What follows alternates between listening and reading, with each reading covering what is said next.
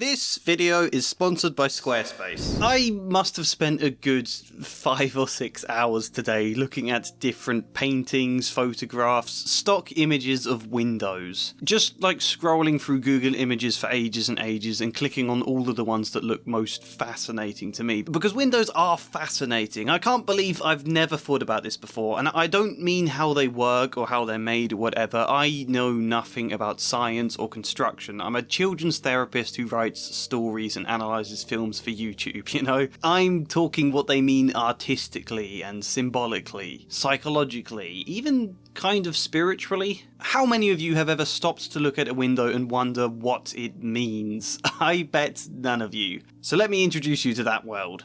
And to be clear before we start, I'm not an art historian. I did largely scroll through hundreds and hundreds of images of windows, especially paintings, but I don't know who all of the painters are. Where I can, I've credited them, but some of the sources never mention the artist, especially Pinterest. I despise Pinterest for never crediting artists. And so that does mean some of the images you're going to see in this video are uncredited, and if you know who painted them or who took the photo, please do comment. Some of them will also just be stock images, but even they are fascinating in their own way. Let's kick this off though with a bit of art history that I have picked up. Leon Battista Alberti wrote in his treatise De Pictura that the space of the painting is like an open window through which I see what I want to paint, which doesn't sound revolutionary when you quote it like that, but the idea of seeing a painting like a window into a different world or a different scene was something quite radical in the 1400s. It kick-started the increasing use of perspective to create entire scenes that did look real, that told a tale within themselves. Not a picture of a thing, but a picture of an entire composition, you know? And then we get windows that can be used to create divides between one layer and another, or to draw the eye towards certain positions. And obviously to fill areas of the picture with light. Why do you want to paint a window into your picture? Because you need an excuse to bathe areas of your scene in light and shadow. I think a lot of religious paintings start drawing on light as a symbol of God's grace shining through into the picture. The light of the heavens blessing the virtuous, but windows also as a way to connect the people in the portraits back to nature. A lot of art does treat the picture like a window, because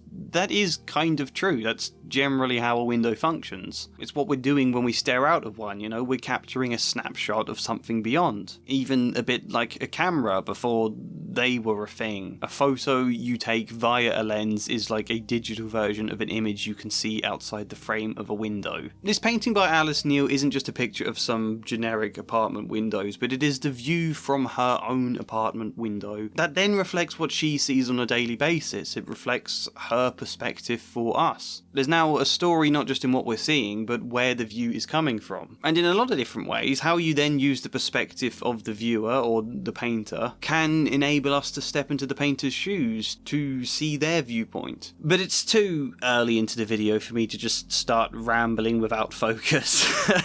All this is cool to say, but windows mean a lot more than just a painting is a bit like a window. That's too vague, you know? And artists are obsessed with painting the windows themselves, not just conceiving of the painting as a window, but making windows the actual focus of the piece. And the fact so many artists do that so often suggests other people are as obsessed with windows as I now am.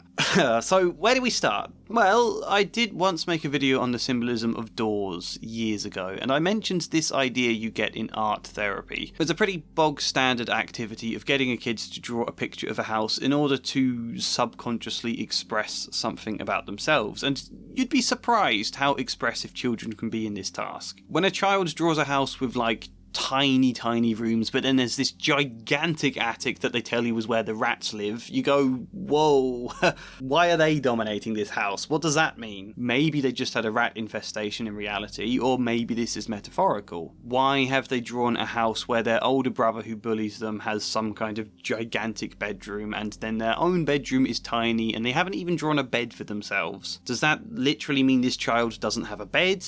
Hopefully not. It's probably reflecting how they feel about their place within the family. And there are some general ideas about what certain kinds of drawings can tend to suggest, and one of the things is the size of the windows. Are they huge, vast windows without any curtains, and If in this metaphor the house reflects the person, what does that say? Are they an open person? Are they full of hope and warmth and willing to let the world in? This Edward Hopper painting reflects that kind of idea for me. We don't see what the woman here sees, but it's a massive view outwards. Sunlight covers the back wall. It feels hopeful. And she does feel perhaps a little vulnerable, her body half exposed there. Total lack of a duvet to cover her. I get the impression she's gone through a terribly restless night, but now she gets to feel the sun, and it centres her again. Some kind of inner storm may have passed. Windows are a threshold between the internal and the external, you know? She is inside, yet this is her view out, her connection and her relationship to the outside world, and for her it feels very positive here. She welcomes that light in. Here's a beautiful painting where you'll notice the windows open inwards, which gives it that feel of the outside rushing in, coming to you, flooding your room and your eyes with something beyond. In this case, the view of Venice, no doubt with the sounds of the water and the smell of the fresh air bounding in. I would say invading your personal space, but I mean in a way that feels good, where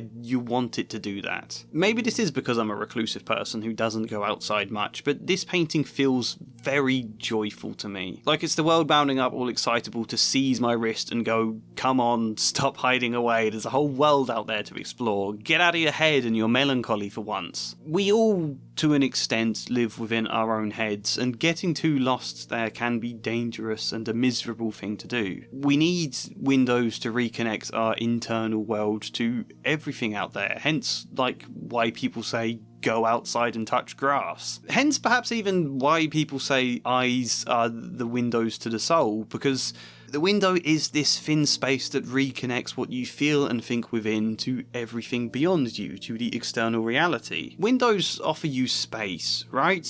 Often a very square space with a cross frame, but this extra space filled with so much potential for you to just explode into. I am sorry, that was a cheesy Squarespace pun and a transition, but yep, this video is sponsored by Squarespace, the best space to stand out online with an all-in-one service, be that claiming a domain name, building and then growing a website, getting paid, all on the same platform. A very well-designed platform, I should add. A very smooth system. I can genuinely remember trying to build a blog when I was a lot younger, and understanding how to do anything was a nightmare, but look at this. Just move these blocks around on a simple grid, resize, realign everything, change the colours, add pictures and texts, and all sorts of different elements to suit your needs. Maybe it's because I'm not tech savvy, but I was actually blown away by how easy it is to customise a contact form. Let's say I want to eventually start a website for selling all my writing and offering editing services. Funnily enough, that is what I want to do. We can split that into two distinct pages on the site though. One where I can explain what I offer editing wise, and then we can make a shop page for my soon to be finished poetry book and some of my older stories and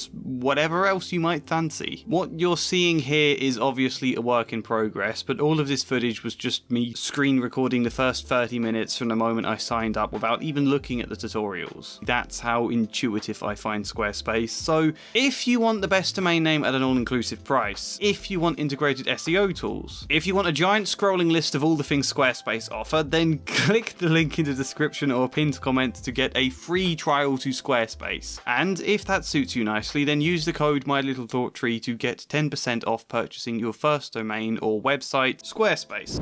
So, where were we? We were talking about windows opening inwards so air can rush into your room, where, by contrast, windows that open outwards feel much more like the viewer being the one reaching out, actively seeking the external. You know, are you letting the outside in, as this painting suggests? But I adore the different styles between the interior and the more sketch-like exterior as well, like she is drawing outside imagination in, or whatever it is she might be doing here.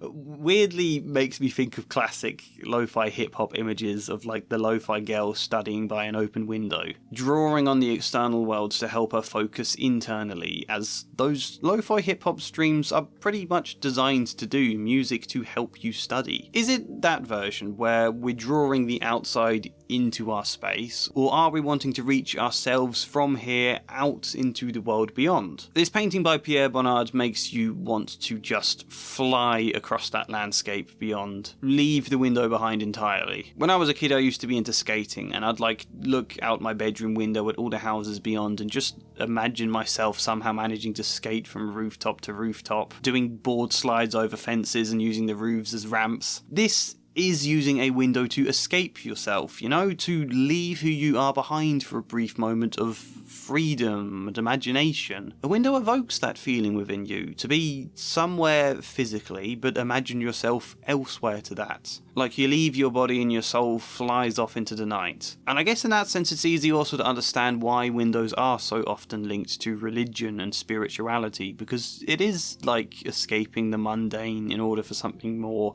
ethereal, let's say. Why are there so many paintings of women staring out of windows? Or cats? It's always women and cats. That is a genuine question, not a rhetorical one. But yeah, it reflects a longing to escape. I think an open door is more about literally and physically travelling somewhere different, but a window is about the imagination of travelling. It's about kind of escaping the physical plane altogether, escaping yourself for a bit to disappear into imagination. Windows were humanity's first portals into a different realm. I know that sounds wild, but I mean it. This is what I mean when I say I find windows fascinating. Humanity's first portals into a different world, or whatever I just said. I see this image with the windows outwards, and yeah, the composition in the foreground looks great, but naturally you are drawn outside. Naturally that's where your eyes go. You want to go there. I want to go and see what that forest looks like. Imagine this. Imagine instead we have a painting where it's just the forest, and you get to be there, and you see it, and you go, yep, that looks nice, but there's nothing you can see beyond the forest to inflame your curiosity, This window places us somewhere, but with a glimpse of the beyond, and because it's this at a distance, this tiny snapshot, then it gets to feel intriguing. Then it excites your curiosity, your thirst for adventure. This will sound mental when I explain it so literally.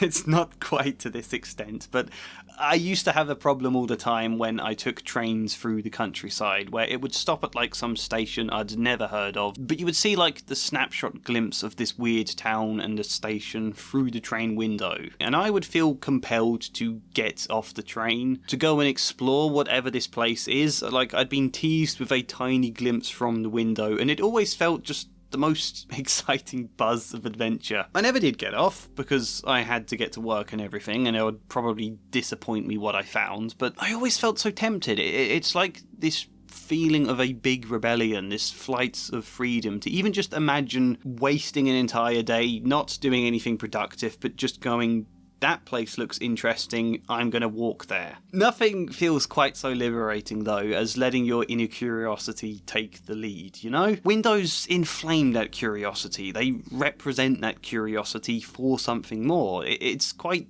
obvious in that sense why they do often symbolise hope and freedom and imagination. I'm trying in this video not to just do the dreams meaning website thing where they say, oh, this image represents this thing, that's what it symbolises. I'm trying to actually go beyond that and explore why we feel that about it, why it evokes that kind of symbolism within us. So that's large open windows on one hand, warm, welcome, inviting and free, but is that always the case? A kid draws a house with giant windows and it can reflect a person feeling very open, but it could also be someone very exposed, vulnerable, someone who feels unable to hide. I have no idea what this painting is, and this is hardly the most interesting thing to say about the image, but you'll notice how the person is hiding away from the sunlight, avoiding it in the far corner like it's a spotlight searching for them. That's another thing I used to do when I was a kid. I played a game at night when the shine of passing car lights shot through my bedroom window and ran across the wall. I would pretend it was like searchlights looking for me. I was on the run, I was in hiding. They were searching for me but couldn't find me, and that felt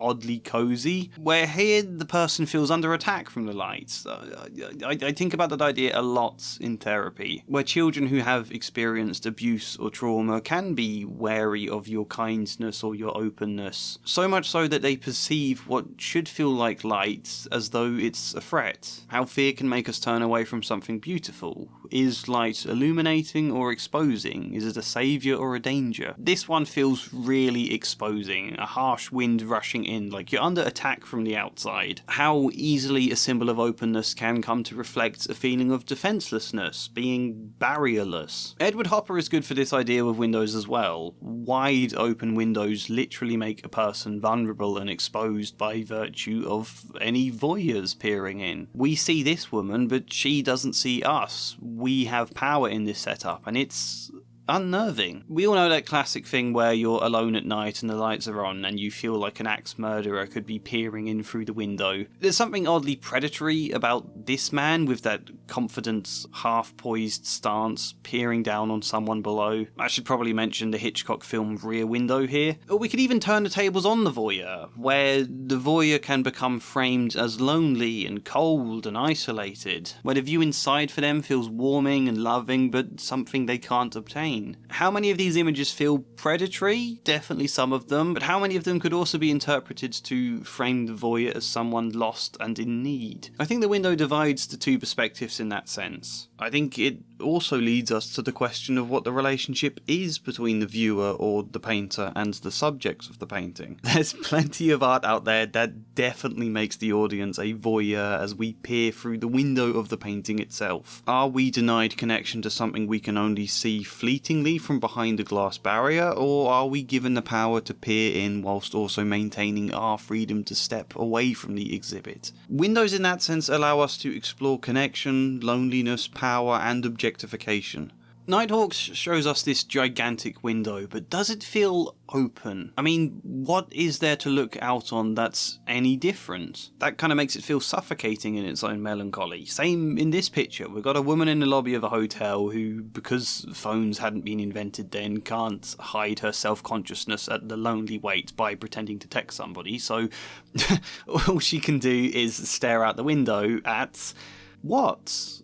It's just a vast blackness. Or maybe your view out is a stormy sky, maybe your view brings an ill omen. If windows give us a hopeful view of the outside world, what does it mean when there's nothing to see out there? That's painfully relatable. When you want to feel hope, you want to envision some better potential for yourself, but you just can't conceive of it. There's nothing out there. And we could even reverse this idea too. What about when the light wants to pour in and bring something warm, and yet what's there for it to reach? What good is this sunlight when everything inside feels so bare and empty? Small windows can take that idea of hope and turn it into a painful longing. As we said, lots of pictures of women staring out of windows. Sometimes it's open to interpretation though. Does she feel closed in here, or does she feel hopeful? Free to peer out, or imprisoned? At what point does this view of outside freedom become nothing more than a painful reminder of how imprisoned you do feel? At what point does it taunt you rather than fill you with hope? I love all of this drab dark green contrasted with the softer outside.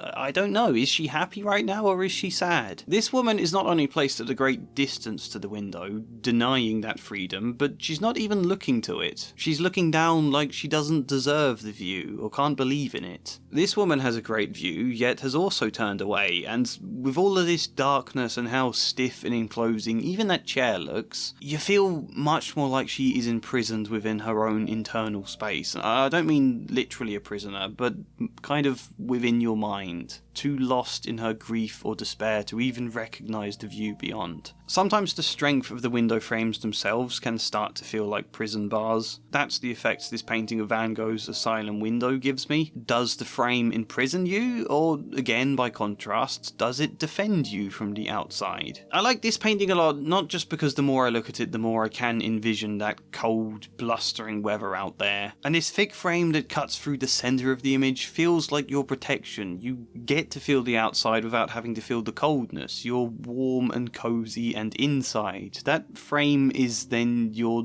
stability. It also very nicely divides the picture into 4 different scenes. Windows are fascinating because they don't just represent the outside, but represent your relationship to the outside. That's what I think with this image. 2 women here, one inside reading, one outside with a dog, or possibly a cat under the tree. They both feel free to do their own thing in the knowledge that they can still hear each other, can still see each other if they need to. It reflects something that feels interdependent to me, and I think interdependent is a word people don't use enough. It means you have the independence to carve out your own space where you need it, but also the openness to depend on others when you need that too, to kind of switch back and forth between them. It's an idea that comes up a lot in children's therapy, or with children in general, because often they want to play some kind of game, and they want you, the adult, to observe it. Sometimes join in, sure, but sometimes just observe, and knowing you're there paying them mind can help them feel more confident to play and explore on their own. And as a child's security builds, sometimes they don't even need you to watch. As a kid, I liked playing with Hot Wheels on the living room floor while my dad read the paper at the other end of the room. He wasn't involved. It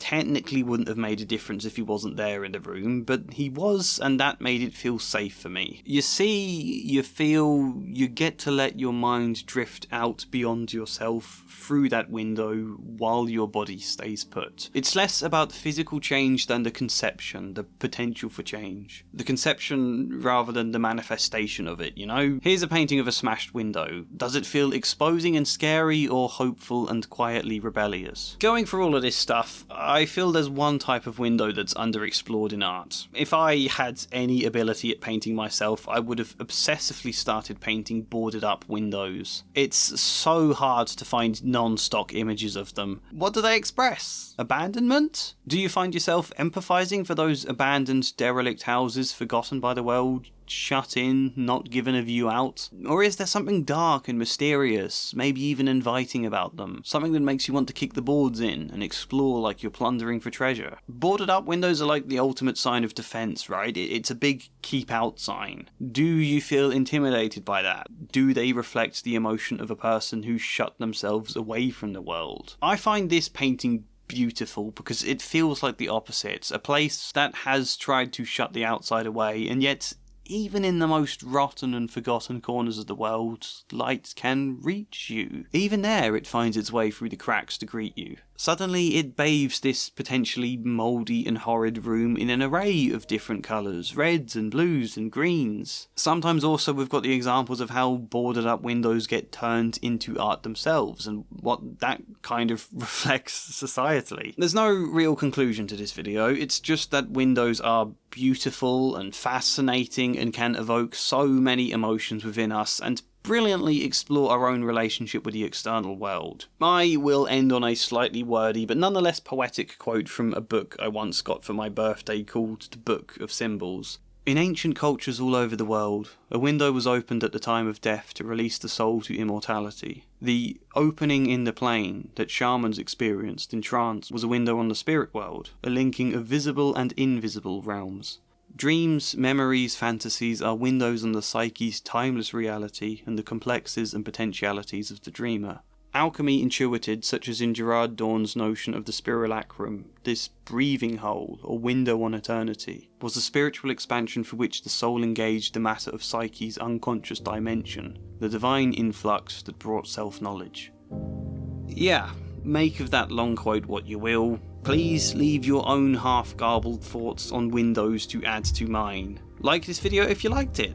Subscribe. Maybe even support me on Patreon or buy me a coffee, but otherwise, hopefully see you next time.